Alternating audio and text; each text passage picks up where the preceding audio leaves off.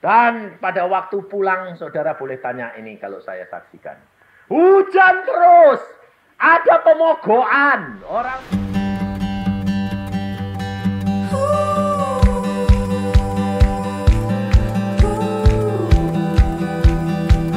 Orang berkata, pelabuhan udara mogok. Mungkin gak bisa pulang Pak Yusa. Kalau Allah sudah mengatakan, mesti pulang, hambanya jalan. Saudara. Hari itu terang benderang, tidak ada pemogokan. Besoknya hujan lagi, betul enggak? Saudara tahu? Allah kita Allah yang luar biasa.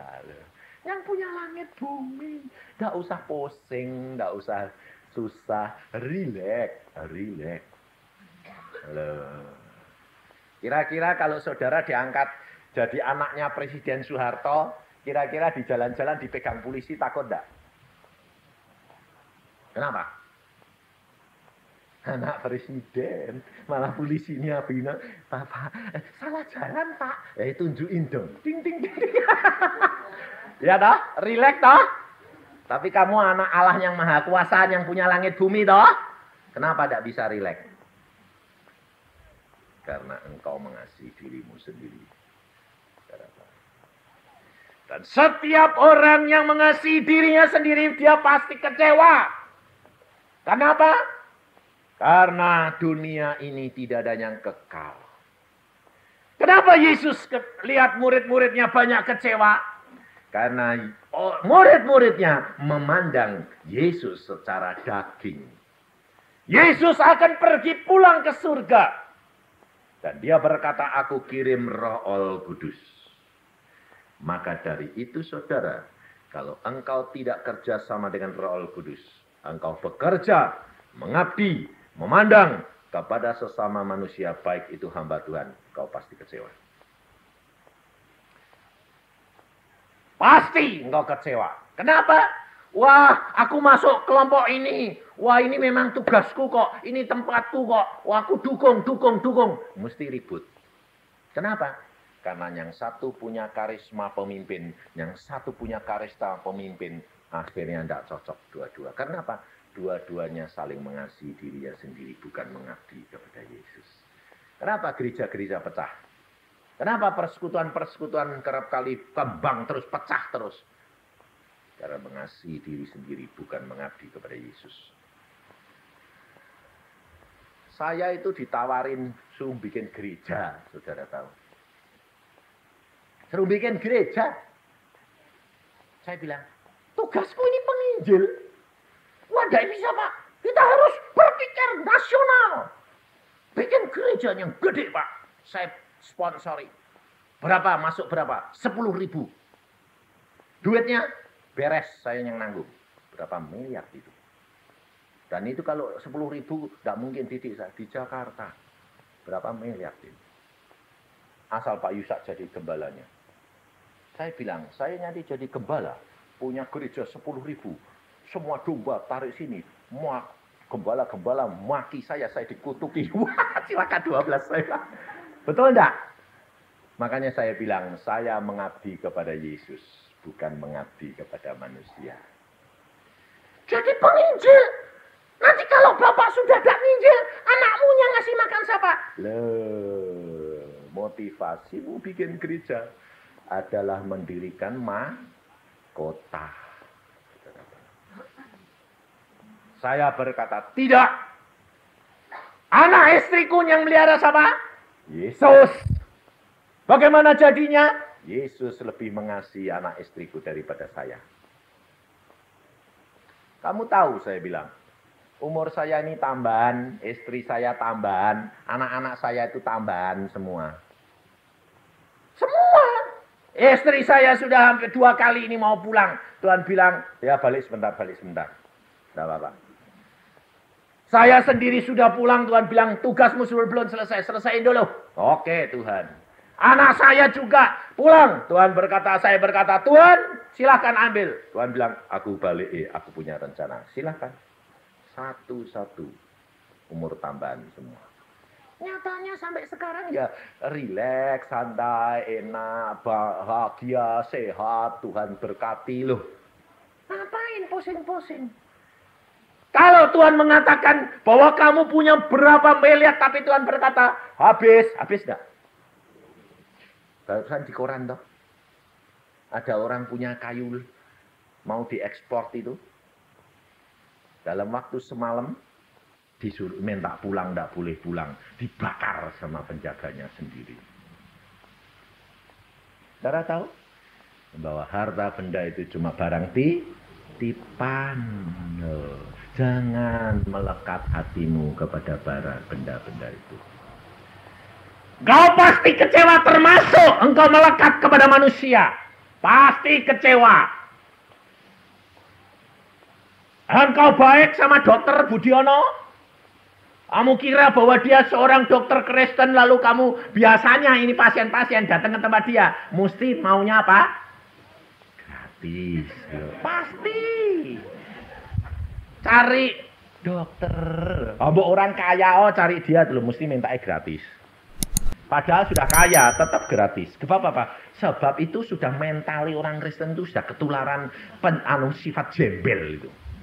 Peminta itu. Jadi kalau datang dia, waduh, ini dokter Budiono, dokter Kristen, khotbah lagi. Lalu dirawat dia, pikirnya gratis. Ditagih. Itu dokter sudah kaya kok ya nagih ya. Loh, mau periksa dirimu kamu tambah kaya, ya tambah mau bayar. Loh, betul enggak? Salah. Saya itu punya mobil. Saya punya teman-teman dokter. Tapi saya kalau pergi beli apa-apa, saya bilang sama orang-orang itu. Sebab saya itu di mana-mana dikenal jadi repot. Datang ke toko, saya pikir cari toko yang enggak kenal, saya bilang, Pak Yusa, waduh mateng aku. Kenapa lagi? Sampai istri saya kalau pergi sama saya, waduh anak-anak bilang, pergi sama papa itu enggak enak. Kenapa? Udah mana-mana dikenal. Seolah-olah nanti disangkai minta. Bayangin saudara. Makanya saya bilang, saya kesini bayar, mau jadi berkat, bukan jadi beban, saya bilang. Loh Pak, lah saya yang mau jadi berkat kok Pak. Nggak mau. Kalau kamu kasih saya utang. Saya bilang, saya mau kasih kamu. Loh kok aneh sih Pak? Ya biarin, saya bilang. Saudara tahu, prinsip saya adalah jadi berkat, bukan jadi beban. Dan Tuhan selalu menjadikan berkat luar biasa. Tidak usah khawatir.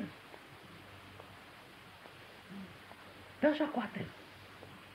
Jangan iri. Nah, contohnya, pada waktu saya menukar mobil saya dihargai cuma 20. Kalau saya jual sendiri, bisa laku 21. Tapi saya tukarkan di tukang jual beli, ini di depan muka saya.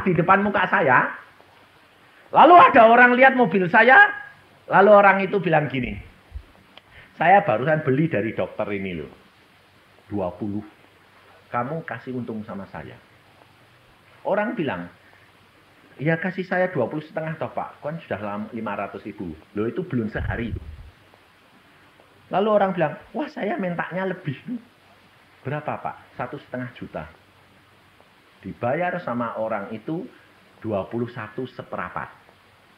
Jadi belum sehari orang itu sudah untung berapa? 1,4 juta. Saya tanya, kira-kira kalau saudara yang punya mobil itu, saudara lalu bilang apa? Aduh, betul tak? Geloda. Ayo, geloda. Hah? Harusnya kamu bilang apa? Saya pada waktu sama istri saya dengar gitu, apanya diucapkan istri saya dan saya. Puji Tuhan, aku tidak menjadi beban untuk orang itu, tapi menjadi berkat. Orang itu langsung untung 1,4 juta.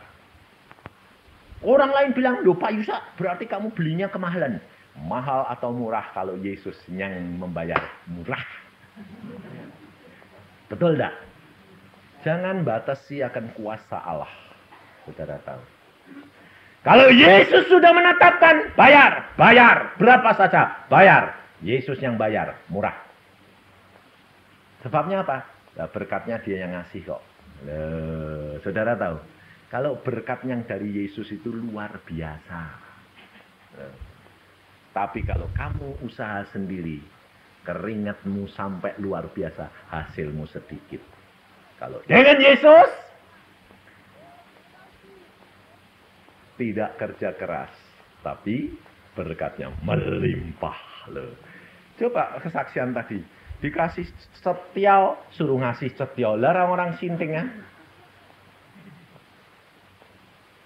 itu manajemen Tuhan. Dan itu yang saya alami, saudara. Tuhan berikan, Tuhan berkata salurkan, berapa? Semua, oke. Ini Pak Samudi itu di rumah saya, tinggal di rumah dia. Semua. Lah kamu sendiri, enggak urusannya Tuhan.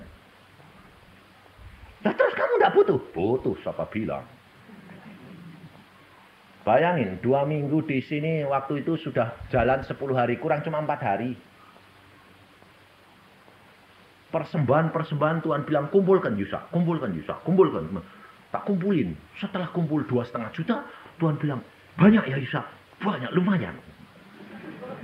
Saya bilang, lumayan ya toh. Lah terus jujur. Wah lumayan ya Yusak, lumayan Tuhan. Tapi saya tahu watak Tuhan. Kalau Tuhan bilang, lumayan Yusak, wah mesti kau ngasih orang. Dan apa terjadi? Betul! Setelah dia bilang, lumayan ya Yusak, lumayan Tuhan. Itu orang butuh Yusak buat kontrak rumah. Berapa Tuhan? 500. Berikan. Itu hamba Tuhan tidak bisa bayar fiskal. Berapa Tuhan? 500. Berikan. Itu 500. Berikan. 5 kali 500. Habis. Lalu, lu kok habis Tuhan? Iya. Kamu kan cuma bendaharaku. Lalu saya ditanya sama Pak Samudi. Habis. Lah kamu sendiri? Nggak tahu. Lah kamu nanti pulang? Nggak tahu. Nggak apa-apa, urusan Tuhan. Saudara tahu dalam waktu 4 hari saya bawa pulang uang berapa? 10 juta. Saudara tahu? Hanya 4 hari. 10 juta. Sampai Pak Samudi bilang, berapa? 10. Dari mana? Anda tahu? Kerewel datang sendiri dalam waktu yang singkat. Kok bisa gitu? Hujan akhir. Ini masa adalah hujan akhir, hujan roh. Jangan saudara sibuk-sibuk dengan perkara-perkara daging. Allah menyediakan segala-galanya. Kalau engkau butuh banyak, diberi banyak. Butuh sedikit, diberi sedikit. Allah tidak pernah terbatas, saudara. Jangan membatasi akan kuasa daripada Allah. Supaya saudara dan saya tidak kecewa. Supaya saudara dan saya benar-benar mengabdi kepada Dia. Dan untuk itu setiap hari saudara harus periksa diri. Sediakan waktu untuk bangun pagi, berdoa, dan periksa diri. Dan kekuatanmu itu datangnya dari Yesus. Karena pada waktu Yesus pesan kepada murid-muridnya, jangan kecewa dan menolak aku. Lalu Yesus pesan, tunggu di Yerusalem sampai Roh Kudus datang memenuhi engkau. Dan pada waktu Yesus sudah meninggalkan murid-muridnya, dia tahu murid-muridnya banyak yang kecewa kepada dia. Banyak murid-muridnya yang meninggalkan dia. Yesus tidak terpengaruh dan Yesus tidak turut kecewa. Yesus tahu rencana Allah luar biasa. Bapaknya luar biasa. Dan setelah dia bangkit, dia hanya pesan. Murid-muridnya dia pesan. Tunggu di Yerusalem. Dan pada waktu mereka sudah dipenuhi Roh Kudus, apa terjadi? Mereka semuanya berani mati untuk Yesus. Tidak lagi meninggalkan. Tidak lagi kecewa. Mati pun dimanapun dia berani untuk membayar harganya. Karena apa? Bekerja sama dengan Roh Kudus. Kalau saudara dan saya tidak bekerja sama dengan Roh Kudus. Kalau saudara tidak belajar peka terhadap pimpinan Roh Kudus. Tidak akan mampu Dan saudara akan kecewa. Jikalau saudara hatimu kemakan. Saya tadi barusan bicara sama Yoni. Yoni bilang gini, makan hati, makan hati. Saya bilang, kalau makan hati itu berarti kamu kerja buat manusia, bukan buat Allah. Sebab kalau buat Allah, tidak pernah makan hati. Karena gembira dan sukacita senantiasa. Dan semuanya Allah akan atur. Saudara tahu? Kehidupan kekristenan kita harus cek setiap hari, saudara. Dan untuk itu apa? Rendah hati. Rahasianya adalah rendah hati dan motivasi yang selalu bersih di hadapan Allah. Dahulukan Allah segala-galanya, maka engkau akan melihat perkara-perkara besar yang Allah lakukan. Allah kita Allah yang luar biasa, saudara. Dia Allah yang istimewa, luar biasa. Saya sampai tidak bisa mengerti.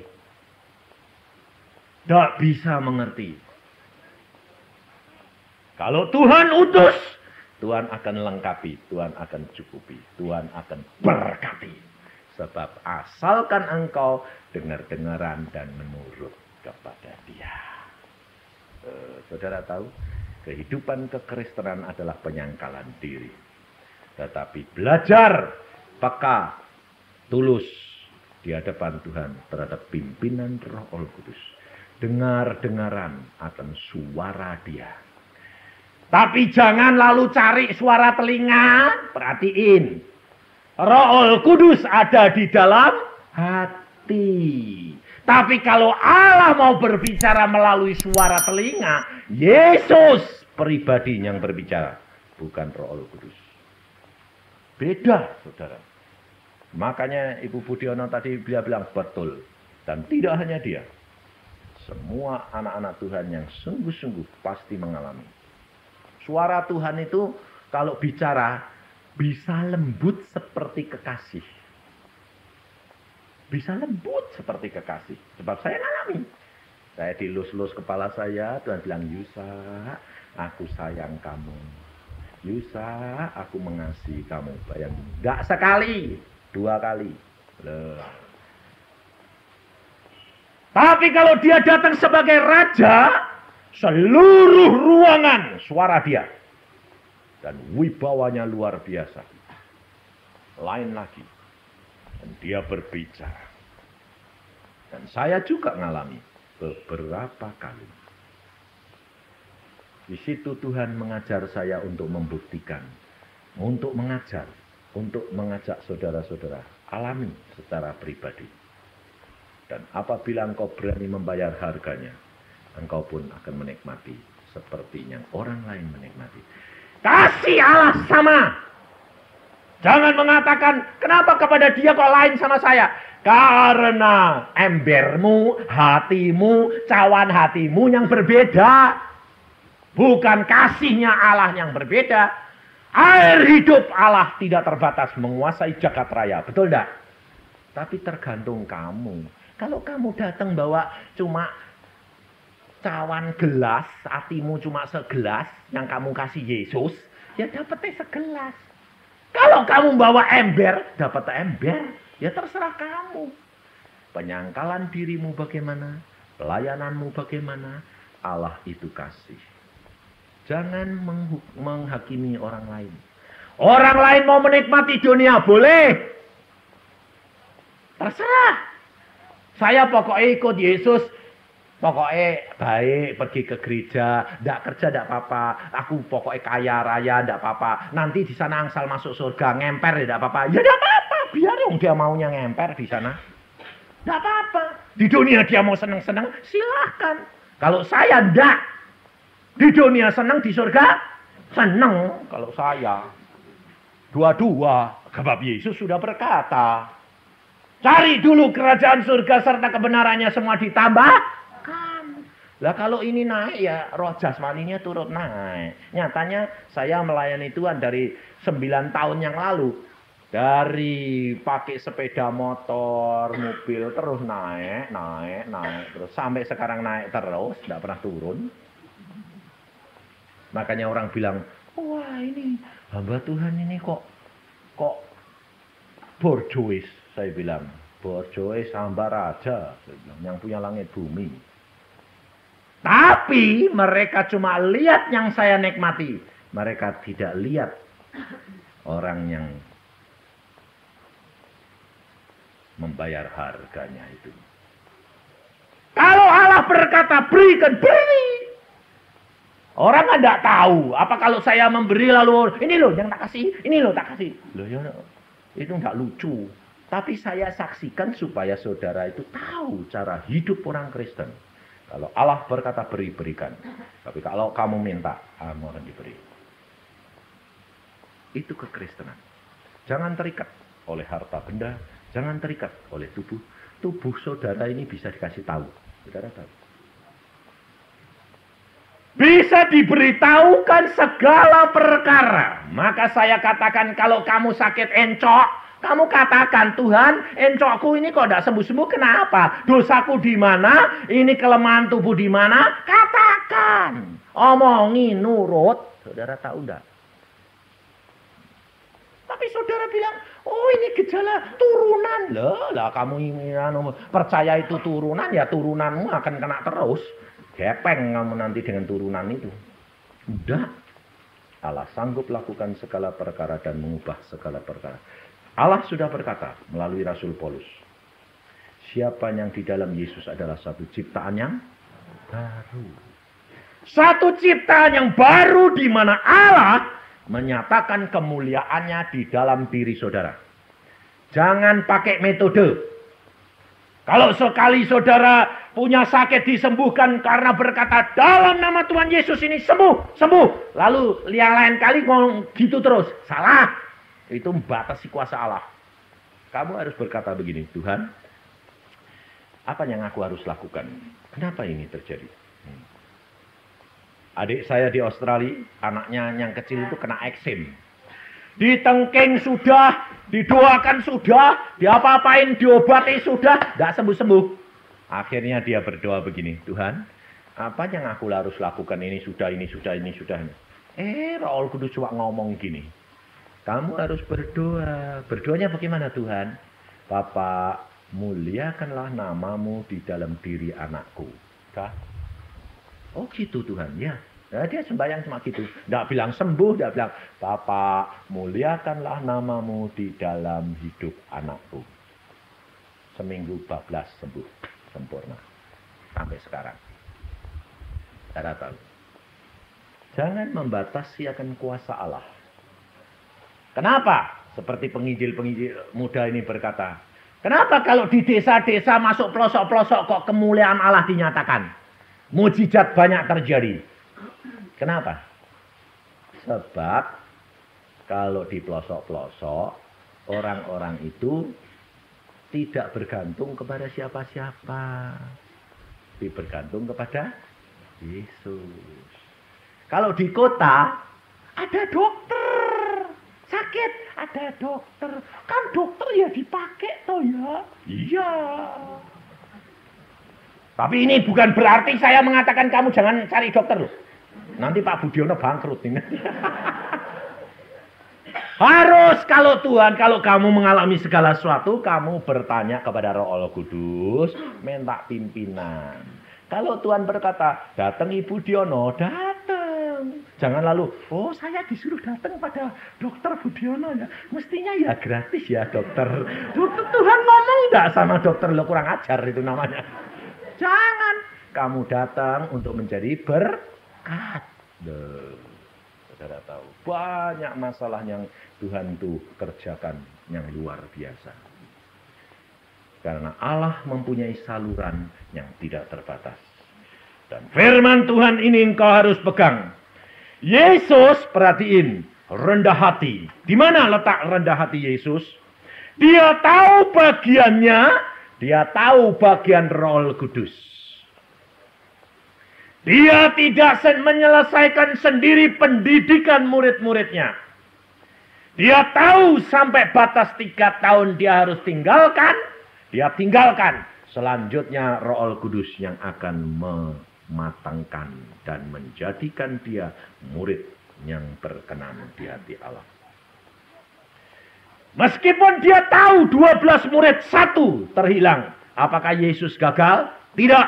Yesus justru tahu Yudas yang akan menyerahkan dan dikorbankan.